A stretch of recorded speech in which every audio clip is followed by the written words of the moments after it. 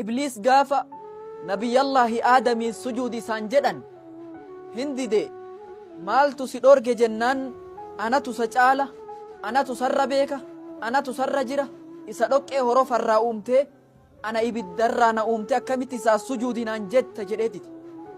Sujuudni ibliis nabi aadamiin sujuuduu dide kun sujuuda kabajaati malee sujuuda gabbartiitii miti.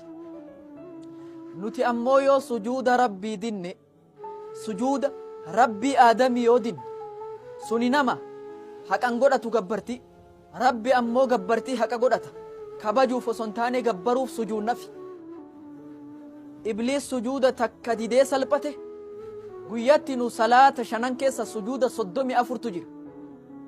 Sujuuda 34 yoo didde ate ammoo ibliisin caala situ musiiban rakkin bakka saalfannoon mala situ ibliisin caala mudate.